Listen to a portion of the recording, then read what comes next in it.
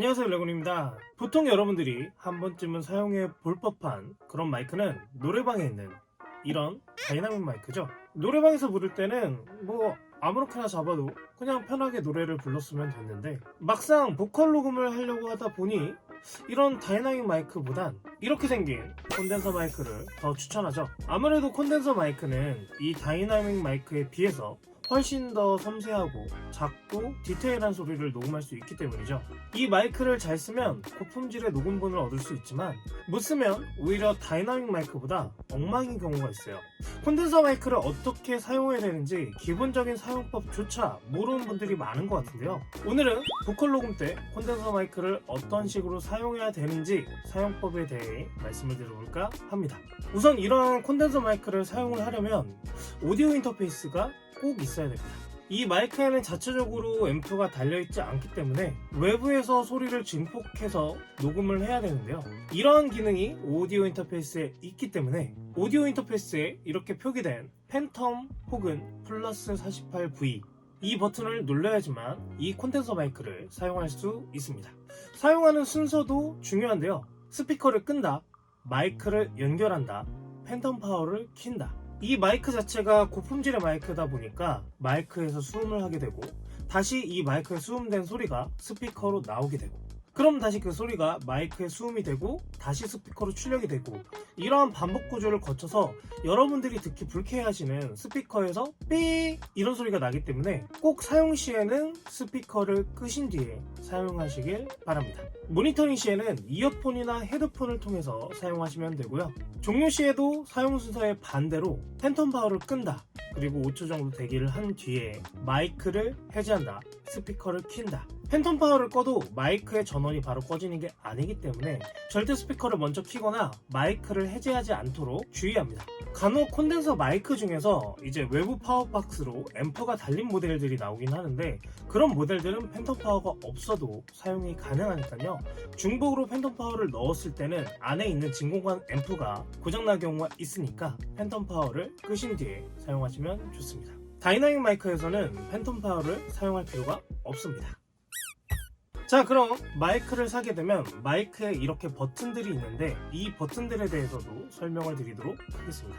자, 그럼 마이크를 사게 되면 이렇게 생긴 마이크에 버튼들이 달려 있는데요. 이 데시벨 표시들은 수음이 되는 소리의 민감도를 고르는 버튼입니다. 마이너스 20, 0, 마이너스 10 이렇게 세 가지 선택안이 있고요. 보통은 보컬 환경보다 악기나 야외 환경에서 주로 사용되는 기능들이니까 보컬 녹음하시는 분들은 그냥 가운데 0dB에 맞춰서 사용하시면 됩니다. 가운데 동그라미 표시는요, 무지향성, 단일지향성, 양지향성 모드인데요. 무지향성은 마이크 주변 소리를 방향 구분 없이 동등하게 수음하는 모드이고요. 단일지향성은 마이크 전면에 사운드만 수음하는 모드입니다. 양지향성은 마이크의 앞뒷면, 전후면의 사운드를 수음하는 모드이고요. 보컬 녹음에 사용되어야 할 모드는 단일지향성 모드로 이렇게 생긴 표시에 놓고 사용하시면 됩니다. 자, 다음 오른쪽에 있는 기능은 로우 컷 기능인데요. 저역대의 둥둥거리는 소리나 낮은 소리들을 작게 만들어주는 그런 기능입니다. 보컬 녹음 시에는 저역대 음들이 들리게 되면 답답하게 들리는 경우가 있어서 선명한 느낌을 만들기 위해서 추후에라도 EQ로 보컬 로우 컷을 하는데요. 이걸 녹음 때 아예 로우 컷하는 기능이고요. 이건 보컬 톤에 따라 적절하게 사용하시길 추천드립니다. 제가 쓰는 기준은 남자 보컬인데 너무 목소리 톤이 낮다 싶으면 로우 컷을 하고, 톤이 너무 높거나 여자 보컬인 경우에는 로우 컷을 하지 않습니다.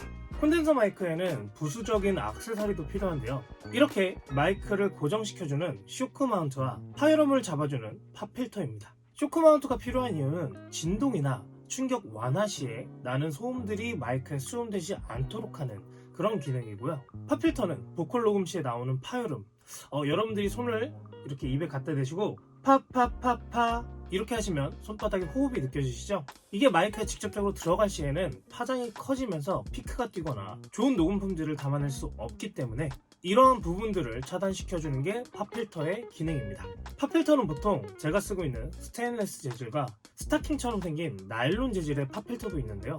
사실 스테인레스는 샤하게 받아진다, 나일론 재질은 답답하게 받아진다, 뭐 이런 얘기들이 있는데, 사실 둘 다 어마어마하게 한 큰 차이는 아니니까 너무 고민 없이 선택하셔도 좋습니다. 제가 사용하고 있는 에스톤 에어컨의 이 스피릿이란 마이크는 자체 팝필터가 이렇게 달려있는데요. 저는 오히려 팝필터가 없이 사용하니까 더 불편해서 팝필터를 추가적으로 사용하고 있습니다. 마이크 사용 시에는 마이크와 입을 한 뼘 정도 거리를 둔 채 사용하는 게 기본이고요.